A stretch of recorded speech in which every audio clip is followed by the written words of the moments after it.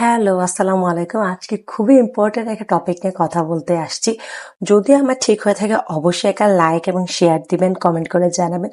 যদি আমি রং হয়ে থাকি সেটাও কিন্তু আপনারা আমাকে গাইড করতে পারেন এবং আমি কি ভুল বলেছি সেটা কিন্তু কমেন্টে বা আমাকে ইনবক্সে জানাতে পারেন।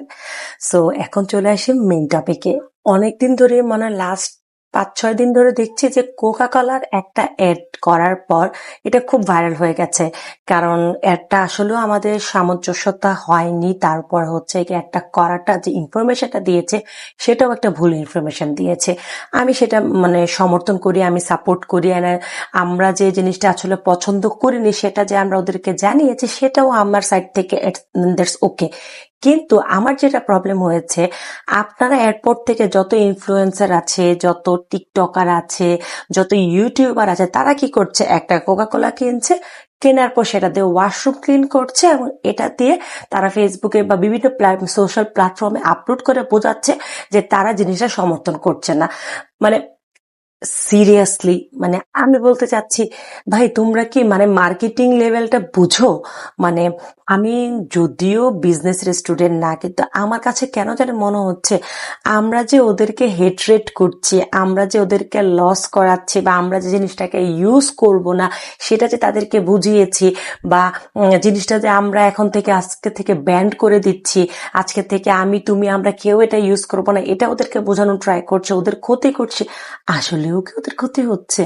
আমার তো মনে হয় না। তাদের ব্র্যান্ডিং হচ্ছে, তাদের সেল ভালো হচ্ছে, তাদের সবকিছু বরং ভালো হচ্ছে, খারাপ তো কোনো কিছু হচ্ছে না। আপনি যদি এমন করতে পারতেন, আমার কাছে মনে হয়েছে, যেটা আমি ভুলও হতে পারি, আপনি একটা মজুর বোতল কিনেন, মজুর বোতলটা দিয়ে তারপর আপনি এমন একটা অ্যাড করেন, আপনি এমন একটা ভিডিও করে ফেসবুকে বা কোথাও একটা আপলোড করেন যে সেটা দিয়ে আপনি ওয়াশরুম ক্লিন করছেন। তাহলে যে বুঝতাম যে কোকা কোলার আপনি লস করেছেন। আপনি টাকা দিয়ে, নিজের টাকা খরচ করে কোকা কোলার একটা বোতল কিনে এনে অ্যাডটা করছেন।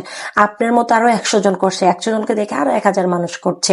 সেটাতে কি হলো? তাদের তো সেল আরো বেড়ে গেল, তাই না? তারা তো চাচ্ছে আপনি সেটা সেল, তারা মানে যেটা সেল করবে আপনি জিনিসটা কিনবেন, সেটা পজিটিভ হোক আর নেগেটিভ, আমরা তো ঘুরে ফিরে তাদের সেলটা বাড়িয়ে দিচ্ছি, তাই না? আমার গত ৩-৪ দিন ধরে ভিডিওগুলো দেখে জাস্ট এতটাই মেজাজ খারাপ হচ্ছে। বোঝাতে চাচ্ছে যে আমরা জিনিসটা ইউজ করব না, জিনিসটা আসলে আমাদের এথিক্সে লেগেছে। উল্টা ওদের আমাদের কষ্টের টাকা দিয়ে টাকা খরচ করে আমরা প্রত্যেকটা একটা ভিডিও বানানোর জন্য ২টা-৩টা করে বোতল কিনছি। মানে মানে আমার কাছে আসলে জিনিসটা যায়নি। আমি জিনিসটাতে খুব বেশি ডিসঅ্যাপয়েন্টেড হয়েছি। আর আমি ভেবেছি যে আমার ছোট কয়েকটা যে ফলোয়ার আছে, সেটা হোক ইউটিউবে, টিকটকে, ফেসবুকে, পেজে, যেখানেই হোক না কেন, আমাকে দেখে যদি ১০টা মানুষও জিনিসটা রিলেট করতে পারে, তাহলে আমার ভিডিওটা বানানো সার্থকতা।